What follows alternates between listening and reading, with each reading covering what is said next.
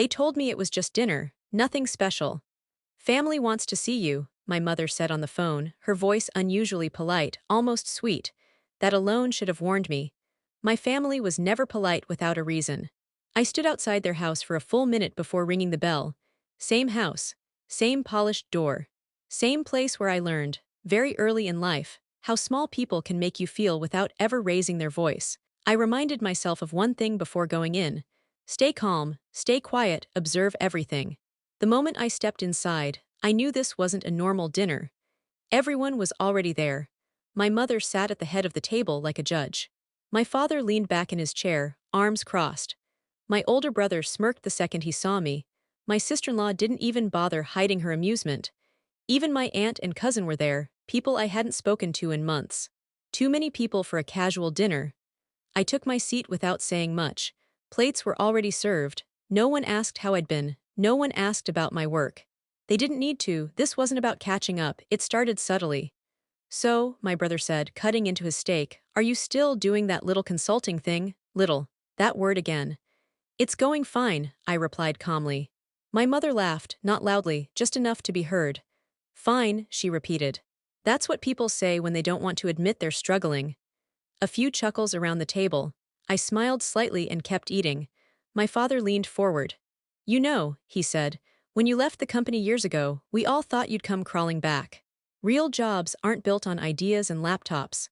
My aunt added, at least your brother chose stability. Law, property, real assets. My sister-in-law tilted her head, pretending concern.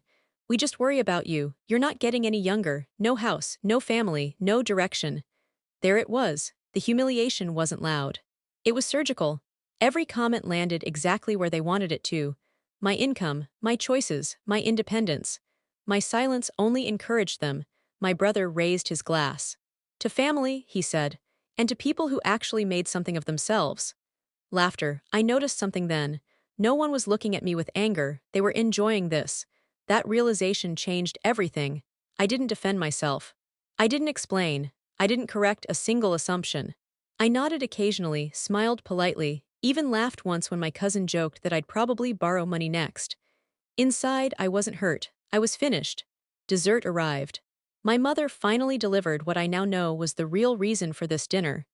We're thinking of restructuring some things, she said casually. Properties, accounts. It's important everything stays within the family. You understand? I did. They wanted reassurance. They wanted to make sure I had no claim, no leverage, no role. This wasn't just humiliation. It was confirmation.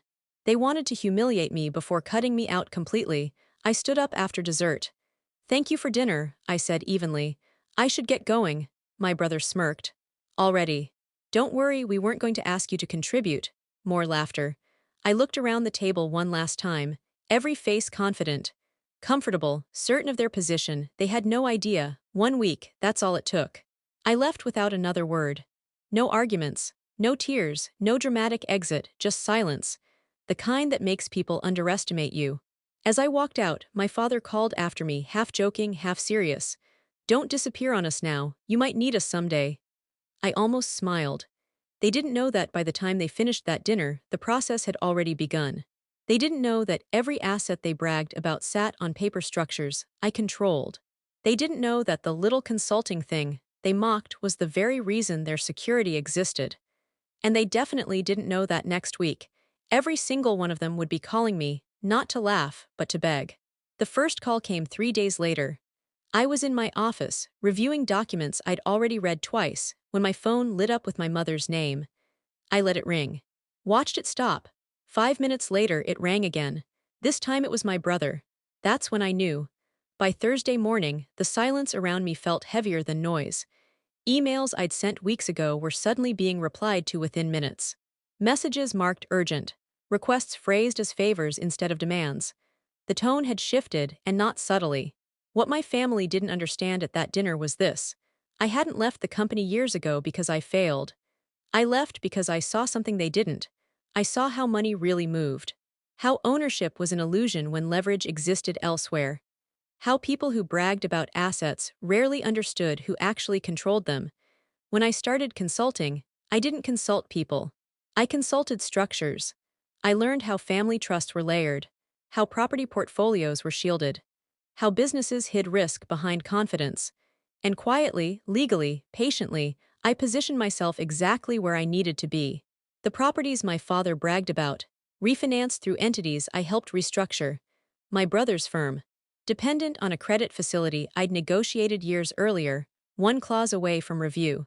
The accounts they assumed were untouchable, tied to compliance thresholds that could be triggered with one audit request. None of it was illegal. None of it was revenge, it was preparation. By Friday afternoon, the first domino fell. Their primary lender froze extensions pending clarification. That word alone caused panic. On Saturday, an investor pulled out of a joint venture my brother had sworn was rock solid. On Sunday night, my father's lawyer left a voicemail asking to talk. I didn't respond. Monday morning, everything accelerated. I arrived at my office early, coffee untouched, inbox already full. Regulatory reviews don't happen overnight, but uncertainty spreads faster than facts.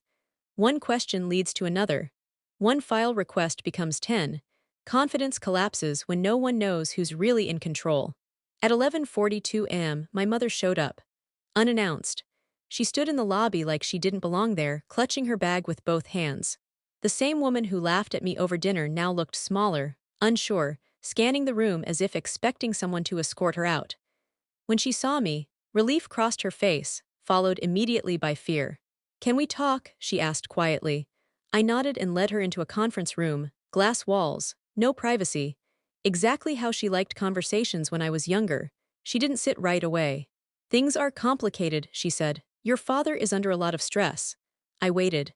"We didn't realize," she continued, voice trembling, "how connected everything was, how fragile." Fragile, that word again. "You humiliated me," she finally said, desperation breaking through. "You let us think everything was fine." I looked at her calmly. "You didn't ask." Her mouth opened, then closed. Within hours, my brother called, not smug, not joking. His voice cracked halfway through his first sentence. "Fix this," he said, not please, not can you, fix this. "I can't," I replied. "And even if I could, I wouldn't." That's when he understood something fundamental. I wasn't reacting anymore. I was acting. By Tuesday, lawyers were involved. By Wednesday, family meetings were requested. By Thursday, apologies arrived, awkward, incomplete, strategically worded. "I'm sorry if we made you feel small. I'm sorry you took it that way.